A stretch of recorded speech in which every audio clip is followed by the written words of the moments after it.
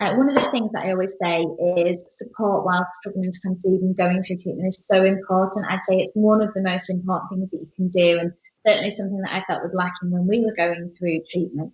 And there's so many different levels of support and types of support out there. So it doesn't have to be that one size fits all and there's no support out for you because you maybe don't want to see a counsellor or you don't want to join a support group. There's so much support out there, so it's finding what works for you. So I wanted to talk to you through just a couple of the things that are available. So firstly, fertility counsellors, they're fully trained in helping people and supporting people who are struggling with infertility and going through treatment. So they're brilliant to speak to.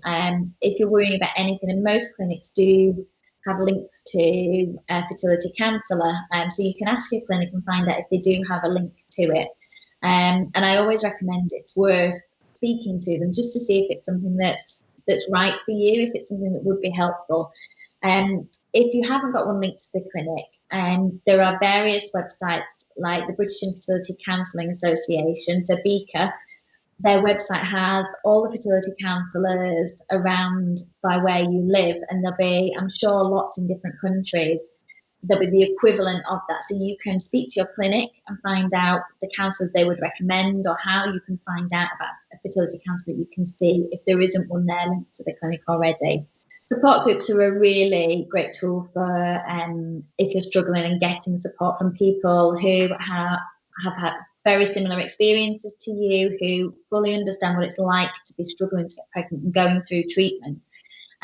You'll have people who've been through lots of different types of treatment, people who are at different points in their journey. So there'll always be somebody there who can support you, who can offer guidance on what they've felt and what they've done to help with things. And it's always a very safe space and non-judgmental. So whereas you maybe would hold off saying certain things about how you're feeling to friends and family who you don't feel understand maybe as well, you will find that people in support groups are a lot less judgmental, and they understand if you say, I feel really jealous, my best friend just announced she's pregnant, why don't I feel happy for her? They will fully understand that and will support you through that. So it's a great way of getting peer support from others who fully understand it as well. So there's so many support groups out there online, and clinics have face-to-face groups in some cases. So you can research the different ones and look at what's right for you. And what I'd say is try and find ones that are still very positive and very safe spaces, rather than ones where it gets very negative, so that you keep the positivity and you get the support you need.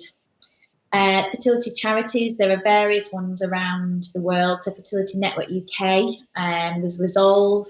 There are lots of different ones, and if you speak to a fertility clinic in the country that you're in, they will be able to tell you which charities are there to support people. And there's also ones that are more specific for endometriosis, things like that, so polycystic ovarian syndrome. So you can have a look, do some research, and find charities that quite often have blogs, maybe run support groups as well, have social media sites that you can access.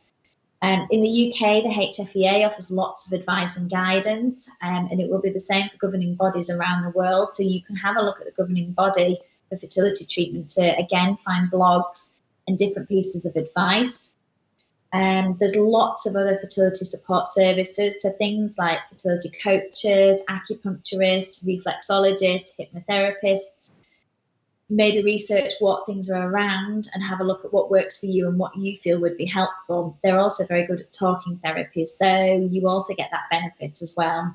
And then on social media, places like Instagram, there's so many accounts that can be supportive. Again, you maybe want to tailor when you look on social media, but there's so many accounts that you can follow people's journeys. It's just good to know that you're not alone. What I would say, whatever support is right for you, have a look and try and access some. And whether that is from people like friends and family, or whether it's a more organised or somebody else who's been through it, it's really important in validating how you're feeling and supporting you through what can be an emotionally tricky time.